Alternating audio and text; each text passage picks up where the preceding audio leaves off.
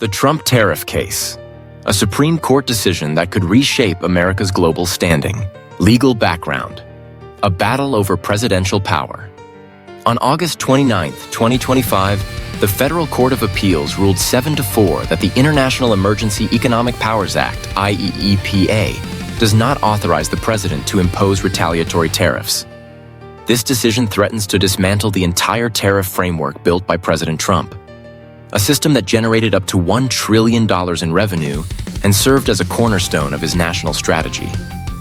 The Trump administration has appealed to the U.S. Supreme Court, where the case is now under review.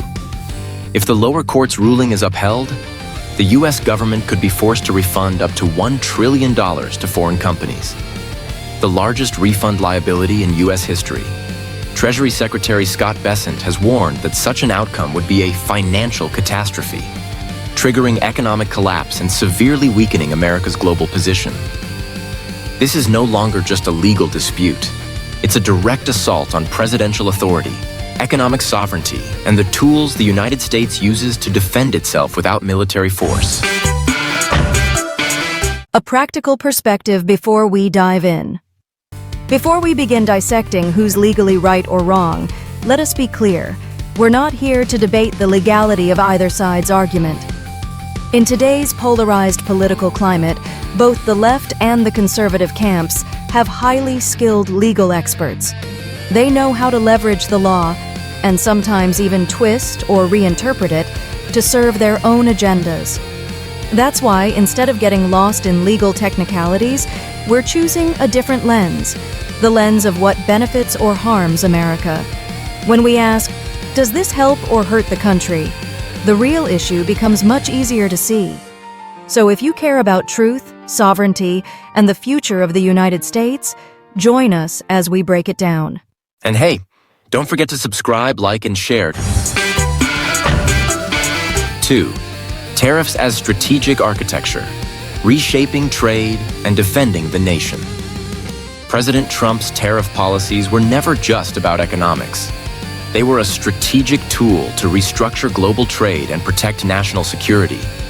Bilateral over multilateral. President Trump rejected deals with trade blocs like the EU or ASEAN, choosing instead to negotiate directly with individual nations, holding each accountable for unfair practices. Exposing fraudulent trade routes. Many countries imported Chinese goods, relabeled them, and re-exported to the U.S. to bypass tariffs. Trump's policies uncovered and blocked these deceptive practices. Combating fentanyl and synthetic drugs. China is the world's leading supplier of precursor chemicals used to manufacture fentanyl and methamphetamine. These chemicals are shipped to Mexico and Canada, where drug cartels produce narcotics and smuggle them into the U.S. Disrupting cartel revenue. Drug trafficking is the primary source of income for transnational criminal organizations. By targeting supply chains through tariffs and sanctions, Trump's policies inflicted billions in losses on cartels like the Sinaloa and Jalisco New Generation. Protecting America's youth. Fentanyl is the leading cause of death for Americans aged 18 to 45. The administration viewed this as a national survival issue, drawing historical parallels to China's own collapse during the Opium Wars, when widespread addiction weakened its youth and sovereignty. Strategic pressure on China.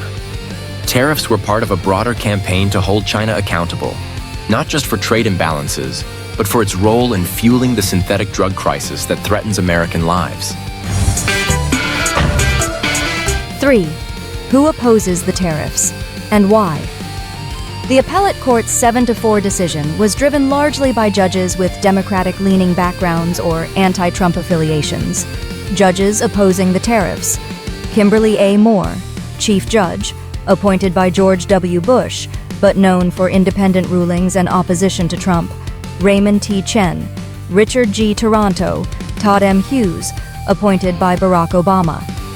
Leonard P. Stark, Tiffany P. Cunningham, appointed by Joe Biden. One judge appointed by George H.W. Bush, a moderate Republican president who opposed Trump. Judges supporting the tariffs. A minority of 4 judges who argued that IEEPA grants the president emergency powers to regulate imports.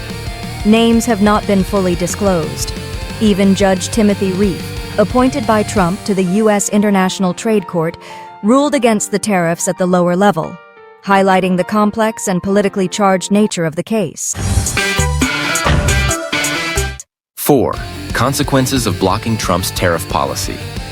If the Supreme Court upholds the lower court ruling, the U.S. may have to refund over $200 billion to foreign companies, an unprecedented economic reversal. America's strategic posture will weaken, losing leverage in trade negotiations and global deterrence. China and other adversarial nations will benefit, as the U.S. forfeits its most effective non-military tool. Drug cartels may regain access to chemical supply chains, escalating the fentanyl crisis. President Trump's achievements will be dismantled, undermining his administration's legacy and national strategy. Public backlash may intensify, as the majority of voters who elected Trump see the judiciary as obstructing their mandate. The Supreme Court will bear historic responsibility for the outcome, not just legally, but geopolitically. 5. Supreme Court outlook, a defining moment. With a conservative majority, including several justices appointed by President Trump, the Supreme Court faces a decision that goes far beyond statutory interpretation. Upholding the lower court ruling could cripple executive authority, destabilize the economy, and embolden adversaries. Overturning the decision would preserve presidential power, protect national interests, and reinforce America's global leadership.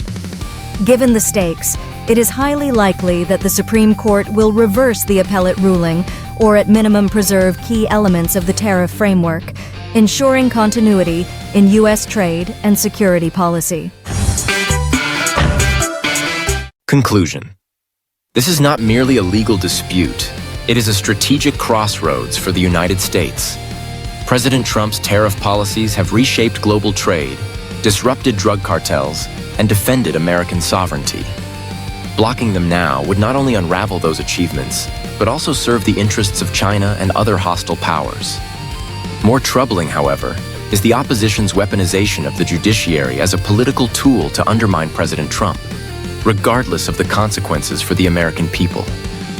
This misuse of legal institutions has eroded public trust in the justice system and exposed a dangerous vulnerability: the ability of the judiciary to sabotage executive authority and weaken national policy. It is time to eliminate the institutional protections that shield judges who exploit their positions for political gain. The integrity of the judiciary must be restored, not preserved for those who seek to manipulate it. The Supreme Court's decision will determine whether America stands firm or folds under pressure, and whether the judiciary fulfills its duty to protect the nation's long-term interests or continues down a path of politicized obstruction